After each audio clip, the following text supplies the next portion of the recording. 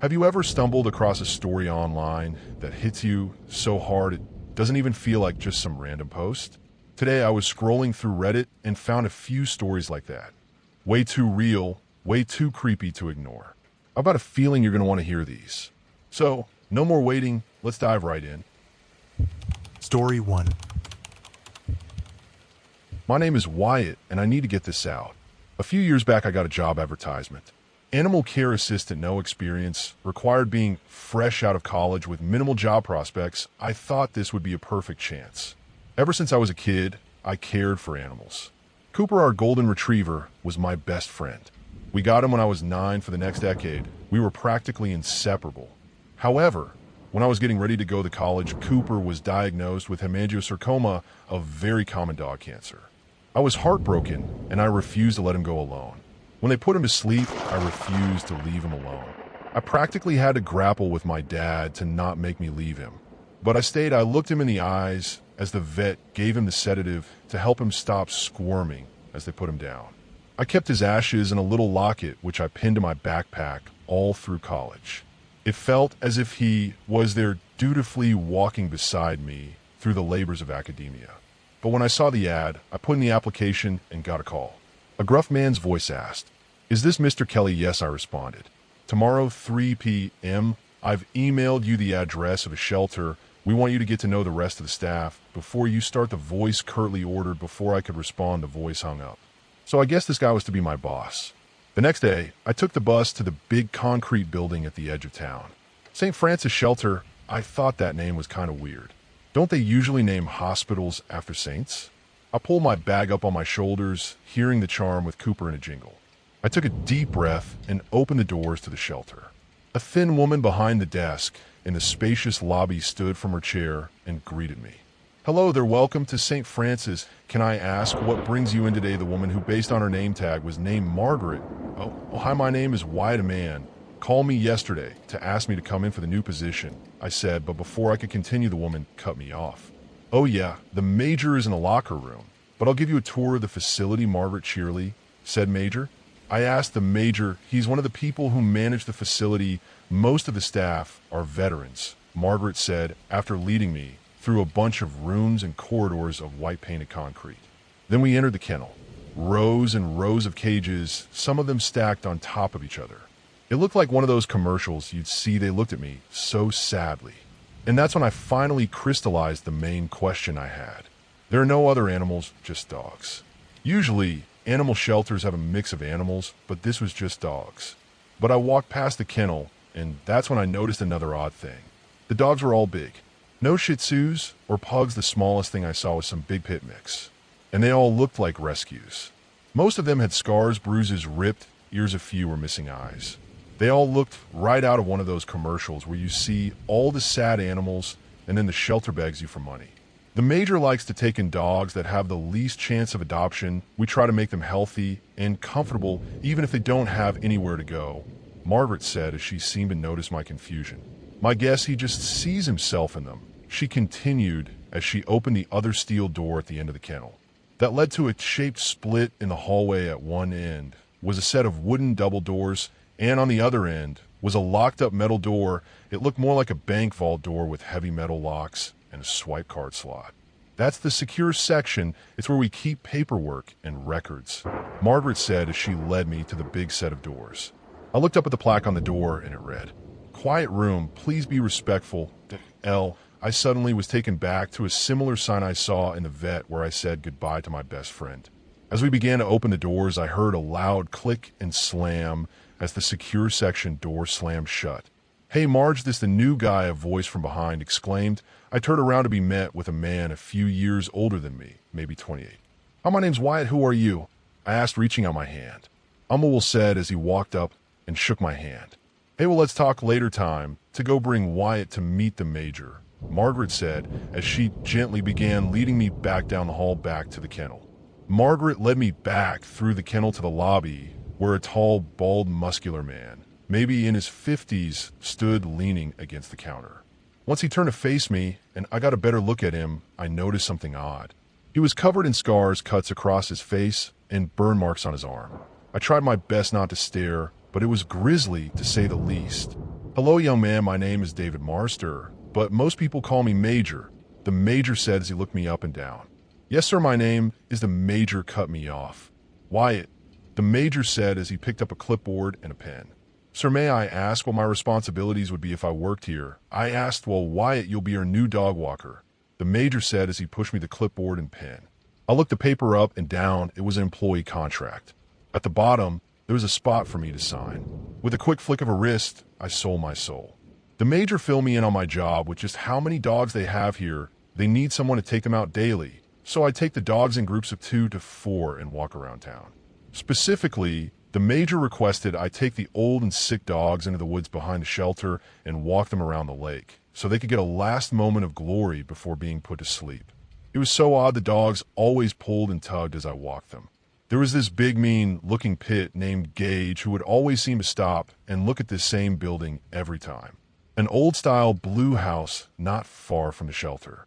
He didn't even run or try to run. He would just sit and stare up at the house, his pure, massive body weight slowing me down as I pulled, and eventually, after coaxing, he would eventually get up and with a little less pep in his step would walk along with me. A lot of the dogs had odd behaviors like that they'd randomly stop and stare at places and people. It was weird. It wasn't like they suddenly wanted to run off. But if I knew if I had that Great Dane Gary and we'd walk past the restaurant downtown, he would stop playing himself and not move until I practically dragged him to his feet. The first odd experience I had was one time I finished my last rounds, took the dogs back to their cages, and began locking them up. As I was finishing lockup, I heard the squeal of rubber in the parking lot. I put the last of my group of German shepherd named Harvey and walked out to the lobby to see what was going on. A group of about 6 big pickup trucks pulled into the parking lot, not seeming to care about the lines painted on the asphalt. Out of the trucks came about a dozen tall, burly men dressed in all black. Most of them were in what looked like surplus clothes, and they all carried heavy duffel bags slung over their shoulder. The Major walked past me and went to greet the men. Before he walked out the door, I asked, "Were those guys night shift?" The Major calmly responded as he went out to greet them. The night shift guys were odd. They spoke very little, and the minimum they did say would mostly consist of them telling you to get out of their way. They only seemed to have any friendly conversation with each other and the Major. That was another odd thing I picked up on. Did the Major live here? He never seemed to leave. I'd come in for work at 9 in the morning, and he'd already be here. Then when I'd be getting ready to go at 5 and the night shift staff was coming in, he would stay with them. I never once saw him outside of the shelter. Maybe he was just incredibly dedicated. That's at least what I thought then. One time I asked the Major, why do you have so much more staff at night? Then during the day the dogs can be more easily spooked at night. It's good to have some more people there, the Major curtly responded. But that was my life. Keep your eyes down, do what the Major said, walk the dogs. Get paid. The pay was pretty good in all honesty. Looking back on it, of experiences, I should have probably paid more attention to. One time I was walking Gage the pit when we passed the house. He as per usual stopped, sat, and didn't want to move. "Oh, come on, Gage, not this again," I pleaded as I pulled on his leash. That's when the door opened. A woman about my age walked out the front door, tapping on her phone. That's when Gage went ballistic. He didn't bark, but he pulled and pulled like he wanted to get closer to her. She looked up from her phone and saw me feebly pulling on his lead, trying to get him to go further down the street. "Oh, who's this?" she said as she walked over to pet Gage. "This is Gage, sorry about him. He must like you," I said as Gage nuzzled her hand and sniffed her. "Oh, it's no issue," she said as she scratched behind Gage's ears to his delight. "I'm sorry, my name is Wyatt," I said as I attempted to reach out a hand as all the dogs pulled in different directions. "Sandra," she said as she managed to shake my struggling hand. "Well, I better get back to work, sorry about him again," I said as I began to walk off. Gage was not having any of this. He did not want to go.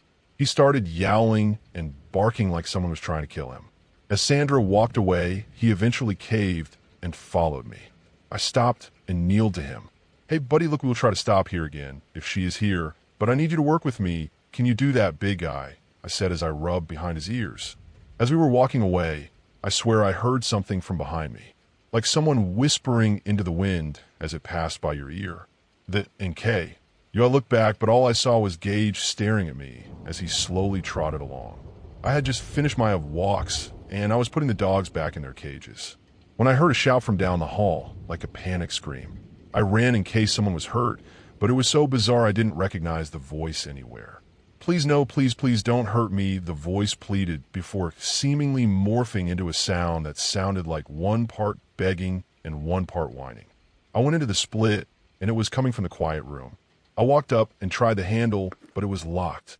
A few more moments of grunting and moaning before Will and the major pushed out of the room, and Will held a bloody rag over his arm. What did you get bit? The major barked at him. No, he just scratched me, Will pleaded. I looked past them to see the unmoving body of a German shepherd hunter, laying his eyes pointed towards the door, seemingly looking at me. Well, don't fucking lie to me. Did you get bit? The major said as he slammed Will against the wall. Will looked down away from the major. Wordlessly, the major grabbed him and led him towards the security door. As I walked behind them, my mind swam with questions. First of which was, who was that? It wasn't Will or the major. The voice sounded weak and pathetic, as if it was groveling. So what's going on? Should I get first aid? I went to ask before I was sharply cut off by the major. Wyatt, stay back. Will might be sick, the major ordered. Okay. Sir, should I dial 911? I asked as I took a step back. And no, just wait here, the major said as he pushed Will through the security door. I looked past them to see into the secure room. That's the thing, though, there wasn't a room, it was just a stairwell. Leading down, Will flew forward, tripping over himself and falling at the top of the stairs. The major looked at me with a paternal demand, and then through the heavy security door shut with an unexpected strength. I stood there frozen. I didn't know what to do. I slowly backed away from the door and went back to the kennel. As soon as I opened the doors, the dog all looked at me. It was bizarre. It was as if they were privy to something I wasn't. The usual barks and huffs I'd hear, expecting walks or treats or anything. They just stood and followed me with their gaze as I walked down the hall. As I opened the door to walk out to the lobby, I heard something behind me. He, help us. The voice sounded wrong, as if it were coming out of a misshaped voice box. I spun around to see who had spoken, but when I looked back, it was just the procession of canines. I quickly pulled open the door and stepped out to the lobby. Margaret was sat at the desk and looked up at me worried. What happened? She asked. Will got bit, I said, stammering. She just looked down with this grim look on her face, as if I just told her he died. Yeah, it's crazy. The major freaked out about it and took him into the secure room. I continued wiping the sweat from my forehead. She looked at me and cocked her head confused, as if getting ready to explain a joke to me. Suddenly her eyes went wide and she looked away from me. Yeah, the major takes running this place very seriously, she said, trying to stifle some emotion. Suddenly the door flew open and the major walked into the lobby. He had some cuts and bruises, like he had just gotten into a scuffle. You all right, boss? Margaret said as she grabbed the first aid kit from under the desk. He waved his hand as if to say he was O.K. The next day, I came in, and where it would normally be just Margaret waiting for me, the major was standing there at the desk. As soon as I stepped through the door, he started. Will is sick and probably going to be out for a while, the major said as he headed for the door. We'll never come back, at least not in the way he was expecting. A week later, I arrived, and one of the night shift trucks was parked out front. The major and the night shift guys were pulling cages from the bed of the truck and loading them inside. Oh, while you're here, grab a crate. If you need one of the guys to help, don't be afraid to ask, the major said as he pulled a cage with a husky in it off of the truck. I managed to struggle and pull a cage with a black lab inside it. I looked at the collar as I picked up the cage. Willie the dog made eye contact with me, which was also something odd about the dogs. They always made eye contact with me. I looked it up one time, and apparently, dogs make eye contact with people they trust, so I guess I must be on their good side. But when Willie looked at me, he seemed calm. Before, he was scared, shaking like a leaf. But he slowed down and eventually calmed down. Made carrying his cage a lot easier. After a few hours of loading and intake, such as making sure all of the dogs had their shots and checking for any tracking chips, I was left alone in the kennel room. Suddenly, as I was getting ready to walk out the door, I heard a moaning and groaning noise, like one of the dogs was in pain. I ran across the room to see what was happening, and Willie was rolling around as if he was in agony. The other dogs were all barking and screaming and howling in a mix of fear and reverence. A canine chorus of demons heralding their fanged king. He writhed, making horrible howling and groaning noises. I went to run to get help, but I heard a voice shout. And oh, the voice scream-howled at me. I ran back to see Willie had begun to change as if his muscles were moving under his skin. His bones snapped and his joints dislocated. He slowly began to shift to a shape more like that of a man. The dog's teeth seemed to retract into his head, sliding under his skin like some kind of parasite. Human hands pushed through the front paws as the paw pad slid under his fingernails. The same happened as his legs violently snapped into a straight shape like a human leg. His ears slid down his head and retracted into his head like someone pulling a sock into his head. The horrible, breaking, sloughing, and groaning froze me against the wall. After what felt like hours, he sat on the floor of the cage. Sweating, panting, bruised, and beaten, it was Will. I stood there in shock and confusion. Wyatt, you need to run. He panted as he reached out to grab the doors. I wasn't going to leave him behind. I grabbed the keys and began trying to find the one for this cage. Will slammed his hand on the door, rattling it. Get out of here, Wyatt, he barked at me. The major can't see, just then the door swung open and the major and one of the night shift guys carrying a rifle entered. I don't know much about guns, but it looked like a military-style rifle. The kind you'd see a bad guy in an action movie use. Before I could say a word, the gun was pointed at me. My hand shot up and I began slowly backing away. Did he bite you? The major asked calmly. No, I said, backing up against the door behind me. The major drew a taser and shot while he screamed and shouted in pain. As I looked over at him, the man with the rifle swung the stock of it, hitting me in the head. My memory gets a little foggy from here. I fell backward through the door and slammed my head against the concrete wall before hitting the ground. I heard the major yelling at the man and then stepping over me. I remember them grabbing my legs and dragging me towards the security door, and that's when I blacked out. I woke up, my head was pounding, I was cold, and I felt my skin touching something metal. I was bruised, and I was handcuffed behind my arms and chained to a chair with heavy iron chains.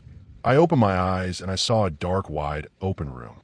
I went to scream, but I had a muzzle belted over my mouth. I realized the cold feeling I felt. I was nude, sitting in a metal chair. I panicked, looking around, and saw another chair across from me. Will was tied to another chair with a similar setup. I looked around. There were 2 cages in the room, one on each end.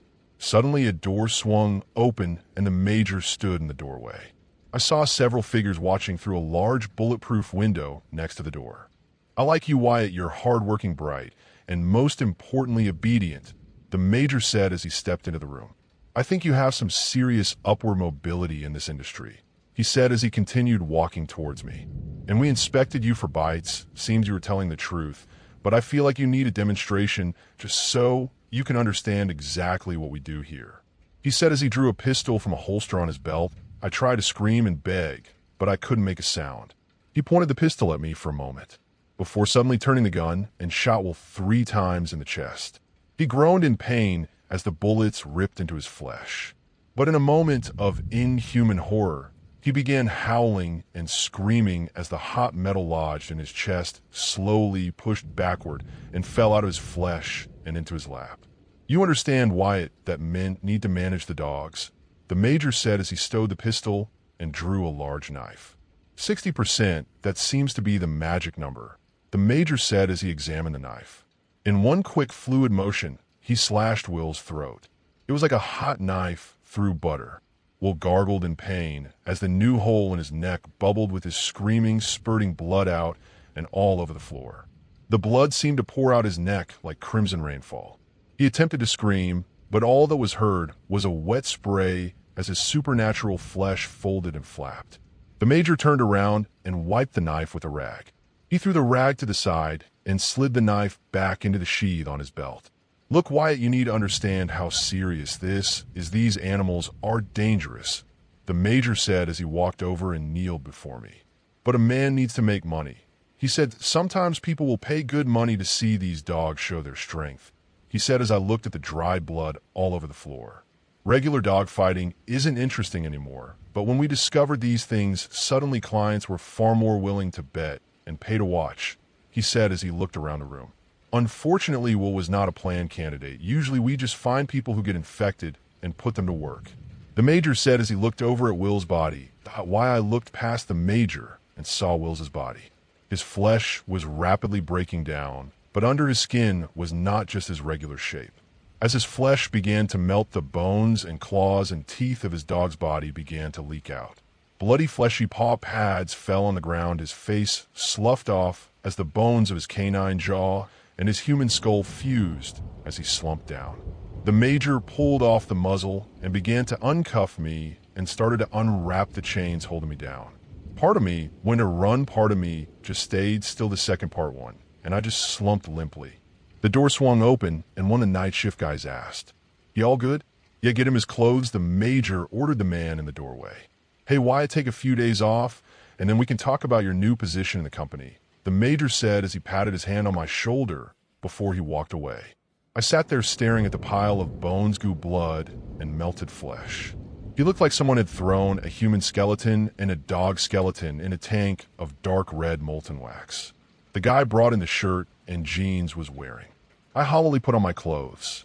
My body moved, but my soul was trapped. My spirit was still chained to that chair. I wandered into the room where the night shift group was sitting around. I turned around and looked through the window.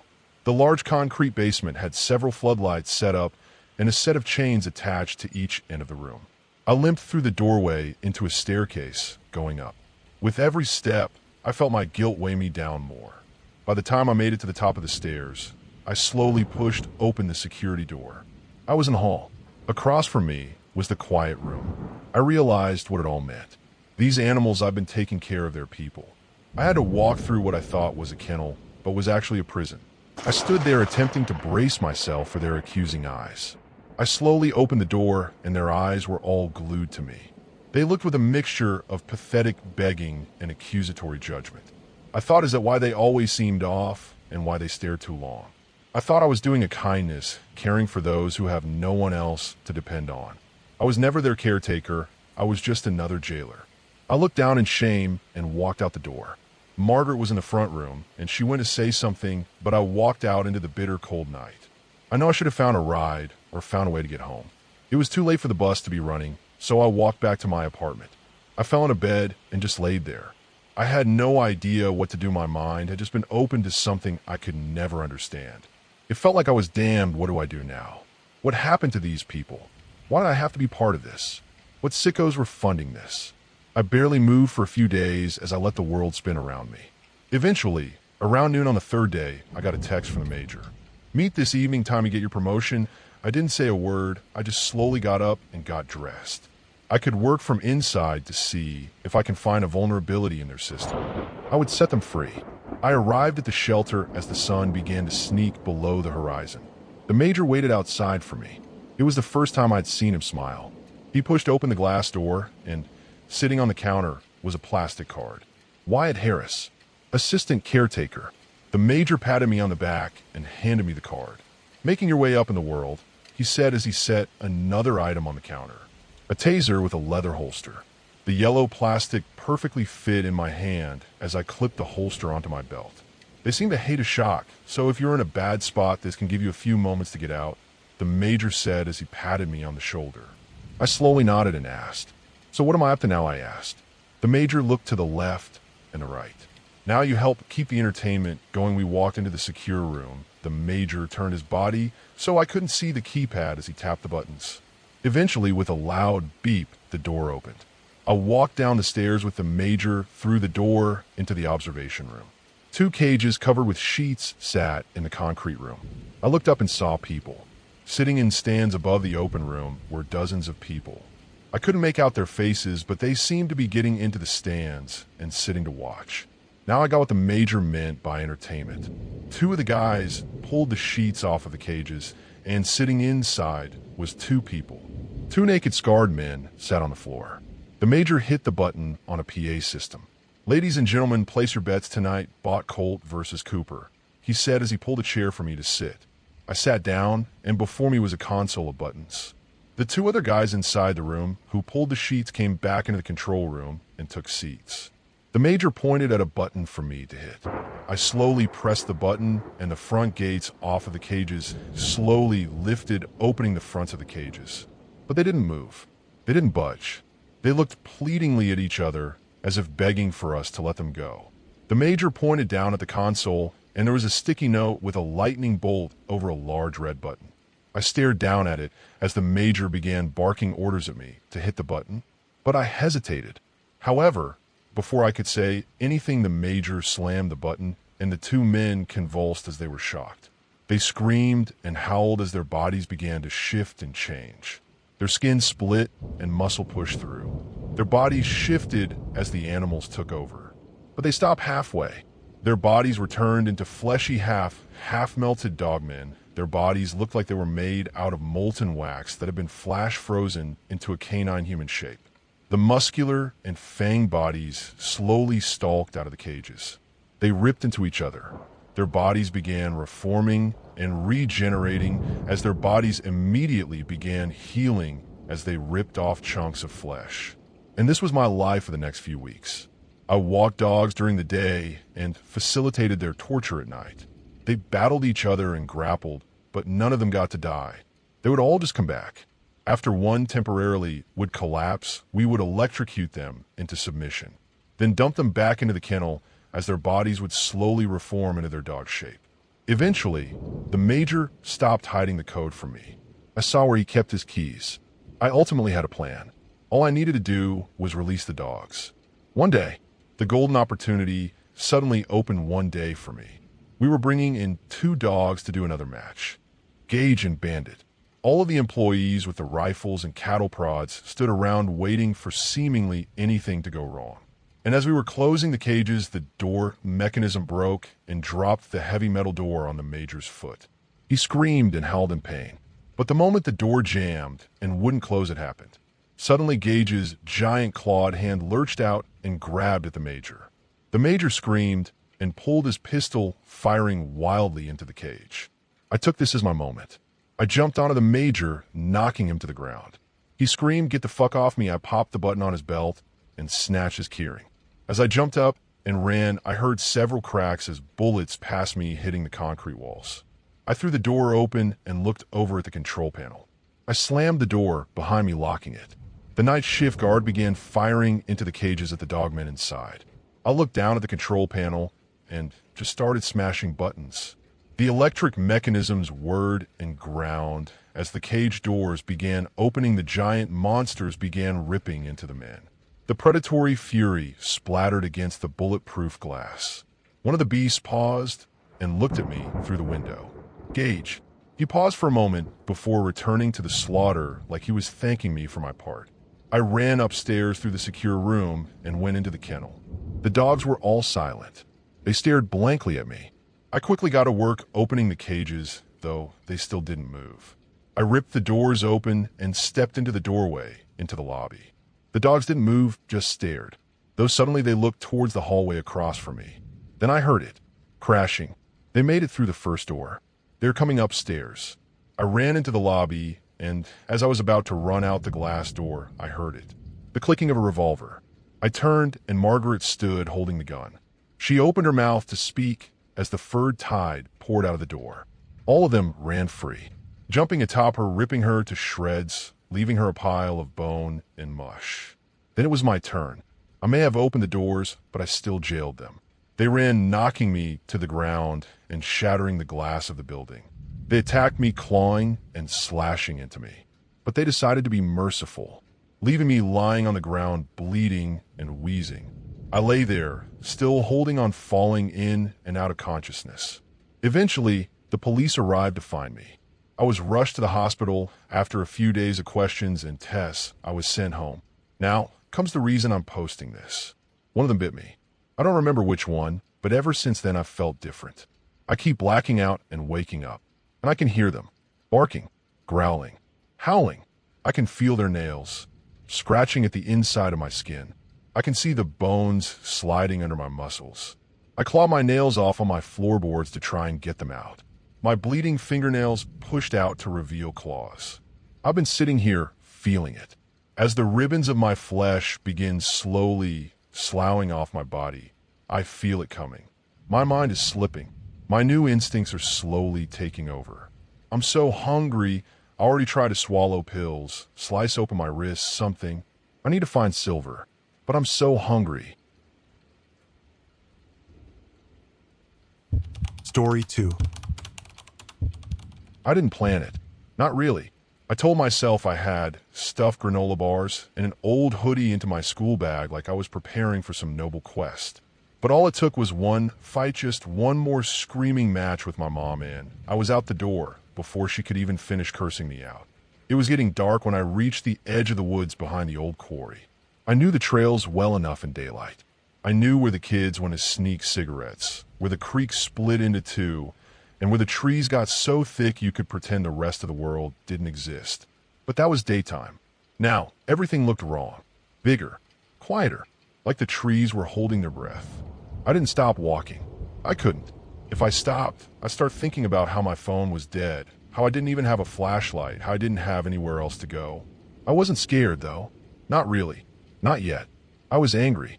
Angry enough to sleep in the dirt if it meant I didn't have to hear her say, "I never wanted you one more time." Angry enough to believe I could survive on spite and stolen protein bars. The moon came out sometime after I found a fallen log to lean against. It wasn't much shelter, but it kept the wind off my back. I tried to sleep. I closed my eyes and listened to the rustle of leaves and the high-pitched whine of something small flying too close to my ear. I was almost out when I heard it, crying. It was really soft at first. It was high, wet, and broken, not like a person, but not like any animal I knew. It was just miserable. I sat up, my heart knocking against my ribs. Tried to tell myself it was just a raccoon or a fox. Something that got hurt, maybe. I should have left it alone. That's what normal people do when they hear weird noises in the woods. But I wasn't thinking clearly. I was tired and angry and just stupid enough to care. So I followed it. It didn't run right away. I saw it out of the corner of my eye low to the ground, pale and wrinkled, shaped like a sad, soggy pig with too many folds in its skin. Its eyes were huge and round and leaking constantly. Not blinking, just leaking. It looked like someone had taken every bad dream I ever had and sculpted them into a body. I should have been afraid, should have turned around. But instead, I whispered, "Hey, you okay?" The thing flinched and started waddling away, sobbing louder now. But it kept looking back like it wanted me to follow. And God help me, I did. It didn't move fast. Every few feet, it stopped and looked back at me, those swollen, weeping eyes glinting in the moonlight like wet marbles. It made this pitiful wheezing noise like each sob was scraping something raw inside its throat. It whimpered louder whenever I thought about turning back, as if it could feel me hesitating. I don't know why I kept following. Maybe it looked like it needed someone, and I wanted to be needed by something even if that something looked like a nightmare wrapped in wet laundry. The path under my sneakers turned soft and muddy. The trees pressed tighter around us, thick with vines and moss, like we'd stepped through some invisible veil and into a version of the woods that didn't belong on any map. I swear the air, even Chang'e, got warmer but heavier, wet like breathing through a sponge. "You got a name?" I muttered, half to myself, half to the thing before me. It paused again, hunched over like it was waiting. Its sides expanded and collapsed with each wheezy breath. It didn't answer, obviously, but somehow the silence felt expectant. I shrugged off my pack and pulled out a smashed granola bar, still mostly sealed. I knelt and held it out. "Here, you sound like you could use this more than me." It sniffed and shuffled closer. Up close, it smelled like mushrooms and rain-soaked paper. Its mouth was small and cracked at the edges, and it didn't so much eat the granola bar as let it dissolve on its tongue, drooling sticky crumbs down its chin. "Gross," I whispered, but I didn't pull away. When it finished, it curled in on itself for a moment, then slowly turned and kept walking. It didn't cry this time. Not loudly, anyway. Just a soft, rhythmic snuffling, like it was humming, leading me. I kept telling myself I'd only follow it for a little longer, just see where it was going. I'd turn around once I hit a clearing, stream, or anything familiar. But the woods didn't give me any of that. Just more trees, more dark, more strange. After a while, I stopped trying to keep track of where we were. I was too tired. My legs ached, and my breath came out in misty clouds, even though the air didn't feel cold anymore. "How far are we going?" I asked, rubbing my eyes. The small, sad creature let out a long, low whimper. It stopped and turned toward me again. This time, it didn't look away. Its eyes locked on mine. Sad. Endless. And then, without warning, it nudged its wet, sagging face against my leg. I froze. It wasn't aggressive. Just desperate. Affectionate, almost. Like a dog that had forgotten what kindness felt like. I stood there for a second, awkwardly reaching down to touch its head. Its skin was warm and oddly soft, like half-rotten fruit. I'm not staying out here forever, I said like I was trying to convince both of us. I just needed to get away for a while. That's all. The creature made a soft, churring noise. It felt almost approving, and then it started walking again, this time with a little more energy in its step. It was still slow, still sniffling, but purposeful, like it knew we were close now. I followed, chewing my lip, tried to ignore how the trees around us didn't look like the ones near the quarry anymore. Their bark was slick and mottled, some trunks splitting open like gills. Everything smelled like wet dirt and something sour.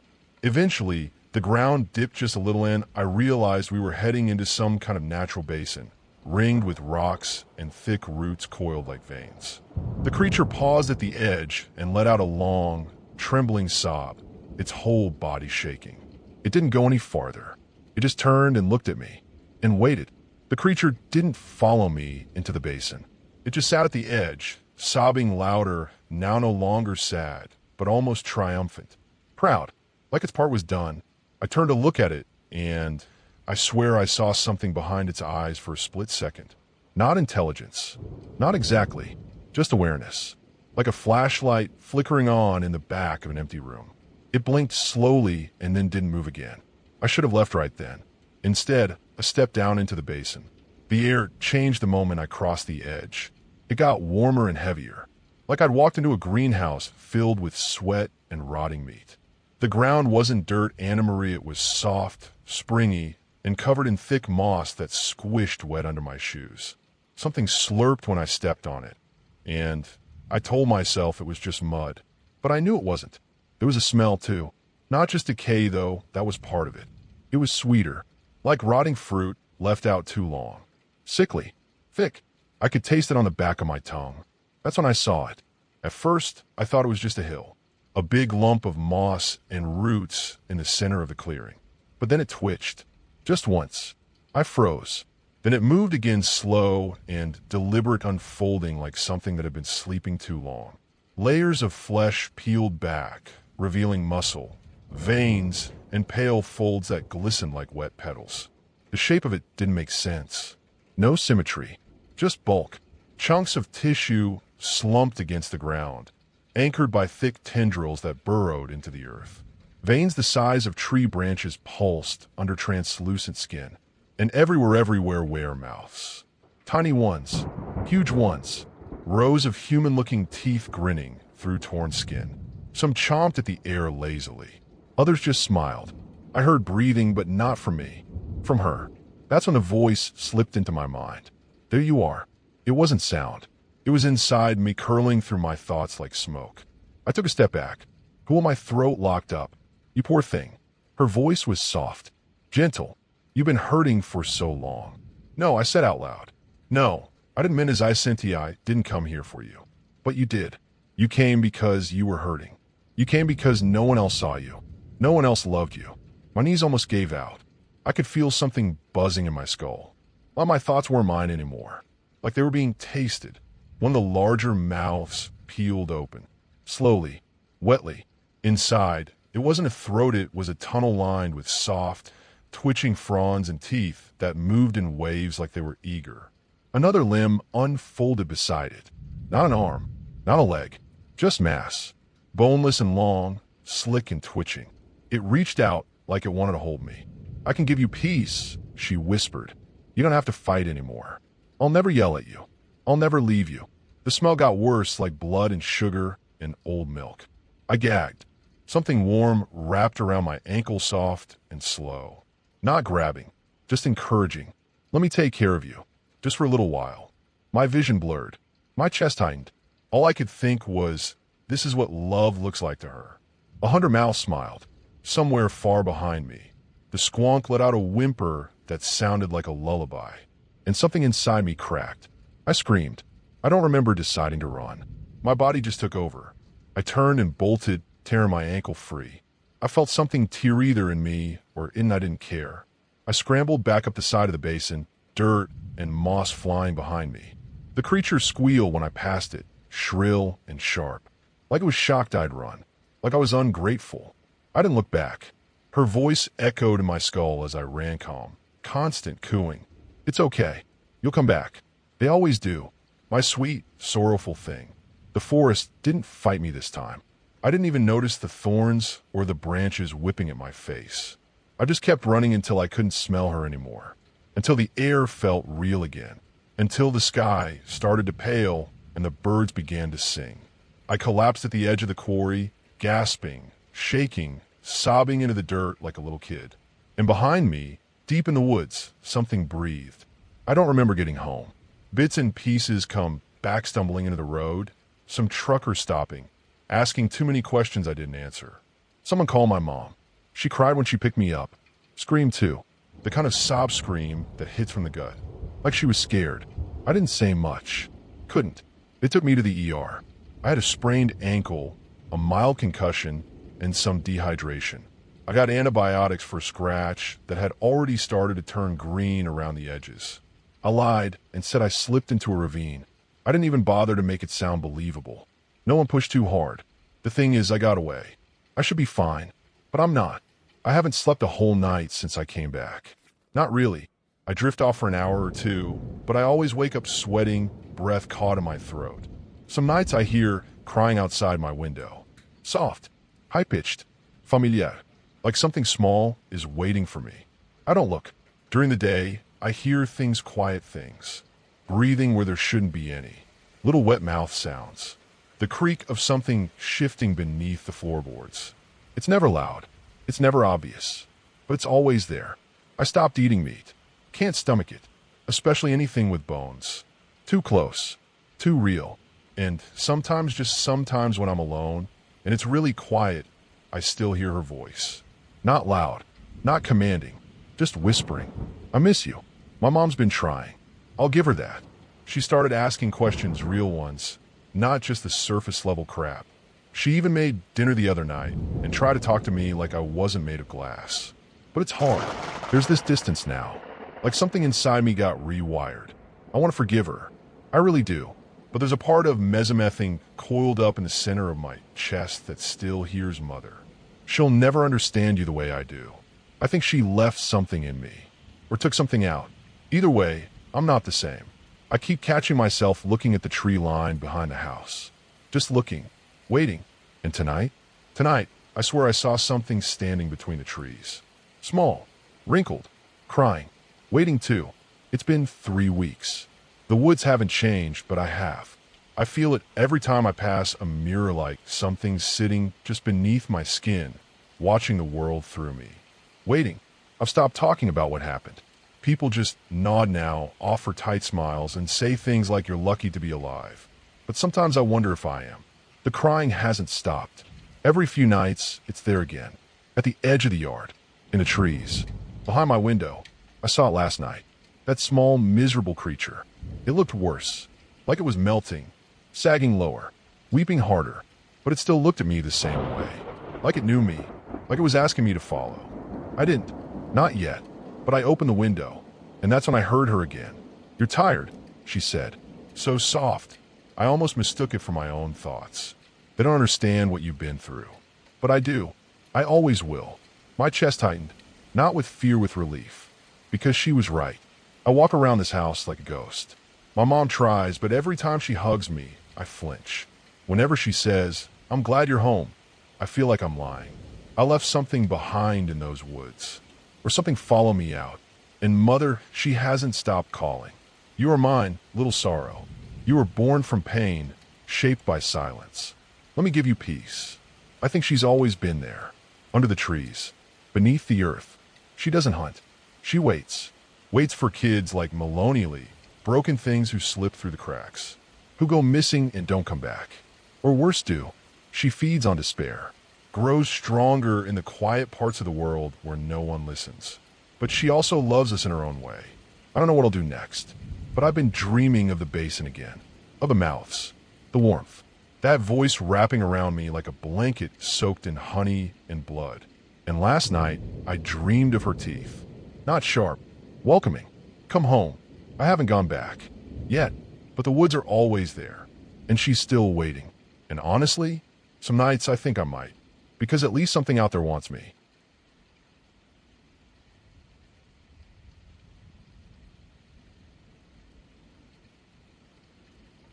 That's it for today's creepy Reddit tales.